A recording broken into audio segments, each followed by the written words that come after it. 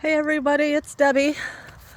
I'm at my campground that I love, and I'm meeting my friend here today. So my friend from Indiana drives down, and we usually try to meet up here a few days while she's driving through.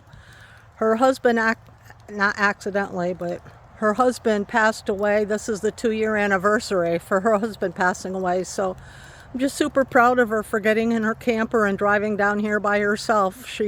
She loves camping, and she just didn't want to give it up, so she's still going for it. So anyway, I get to visit her for the next 4 days, and I already did the It is December 28th, and I know that because I looked, and I don't know what day it is, but I do know that the 30th is our 6 months. So I'm assuming that is on Monday, is our 6-month anniversary on Carnivore. I have to admit, I was more dirty carnivore during Christmas. I didn't do so well, but I did okay. I was really craving an orange, so I had a couple mandarin oranges, and Dave and I split a mini cupcake. Oh, and I think I had one turtle. Don't tell anybody. But anyway, I'm feeling great. I'm back on it. My friend's visiting, but I've bought cheese. I know I can't have cheese, but what else is there to nibble on if I can't have cheese and meat? I got nothing. I just gonna nibble on what, liverwurst? I don't know. I don't know. Maybe cheese slows me down from my weight loss, but I'm not gonna care for 4 days that I'm slowing down on my weight loss.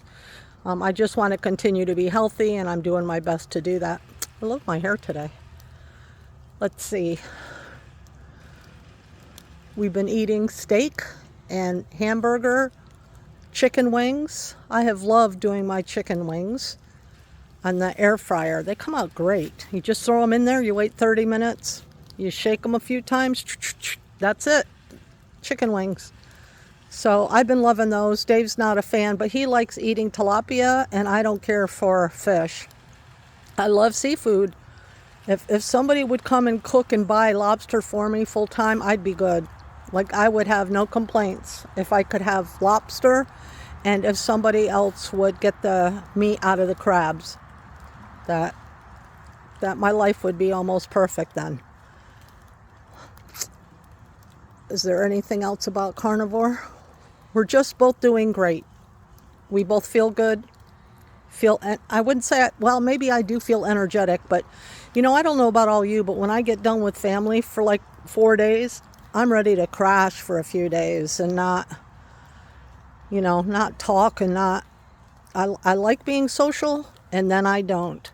And I had yesterday off between my time with family and my time with Vicky, so I'm happy for that. That has absolutely nothing to do with carnivore. And I've been trying to think of what's next on my personal story.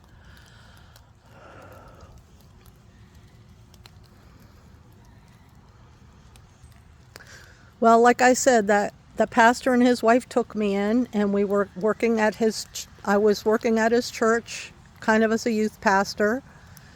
And then at some point I met her spiritual grandparents over at Christian Retreat in Bradenton, and I went to go visit one time and meet her spiritual grandma, and she became my spiritual grandma too. And she lived at Christian Retreat in Florida in Bradenton, and that is how I met David. I went over one night, and I don't remember why. Dave and I were talking about that this morning. I don't remember why I was over there, but she had taken David in. He had been working as a busboy at a yacht club with his brother, and she somehow got in touch with him. Oh, I guess he was looking at the bulletin board or something and saying that he was looking for a place to stay or something he could do to work or something like that. And she immediately took a fancy to him, and she took him in. and bought him a whole bunch of plaid pants and pocket tees. He had like a green turquoise pocket tee and a red pocket tee, a blue pocket tee. And that's how I met him in 1975. The very end of 1975. It would have been like October or November in Florida. And he was getting ready to go to the next Institute of Ministry in the spring. God had been speaking to my heart to go to the ministry school in the spring too, but I had a much better idea in my mind that I was going to wait and go in the fall because I had this great job as a manager. I was loving where I was living with the pastor and his wife, and I thought I just had such a better idea in mind to wait and go in the fall. It just made more sense. But somewhere inside of me, I just kept feeling, no, you're supposed to go to the spring. You're supposed to go to the spring. And I started getting like really upset about it because I thought my plan was so much better to wait. It would have been more responsible financially to wait and go in the fall. And so now it's the end of November. I'm hearing spring, spring, spring all the time. So I was praying and I said, Lord, look, okay, here's the deal. I made him a deal. If I will pay my rent for 3 months ahead and my car payment for 3 months ahead, you are going to have to figure out how to get my tuition and room and board. And that's it. If you provide my tuition and room and board, I'll go in the spring. So I'm sitting there and I'm meeting David that night for the first time back in November. It's not anywhere near time for school yet. And he's sitting there, and at this point, no marriage for me. If I wasn't Catholic, but if I had been, I would have become a nun. I was, as you've heard my story, I was over it. I didn't trust men.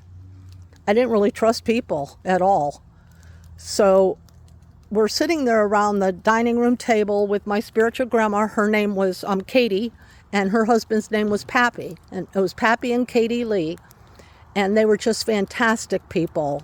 I was 20 something and she would have been in her 60s, and she had been a New York model at some point, and she was just gorgeous, and she had just such a quiet heart, and her house always felt just so peaceful and calm. And so I can't remember why we went to Bradenton that night, but we're sitting there having dinner because it was like 3 hours away from Orlando. I didn't just pop in for an evening service, but we were there, we were having dinner. She introduces me to David, and I was asking, because he was going to be going to the school in the spring, which wasn't changing me anyway. I didn't care where he went to school or when. But as I was sitting there, they were telling me like the schedule and what's all about all the time, and they said it's nothing on Monday night. So I said, well, what does everybody do on Monday night? David, out of nowhere, and this is not him, God actually put these words in his mouth. He said, that's the night you sit by the river and watch the moonlight. Oh, no, Lord, please. I don't want to fall. I don't want to fall for another guy who promises romance and promises understanding and promises compassion and all that. No. But at the end of the weekend, I knew he was going to be my husband, and I wasn't happy about it. I was not happy about it at first. And I went home and I visited my mom one day, and I said, I met my husband. And she said, how do you know that? I said, I know. Right here, I know. And furthermore, I am not happy about it. And that's it. So here it is. It starts becoming the first of the year. School's supposed to start in March. And I don't know. You'll have to wait to see. Talk to you soon. Bye.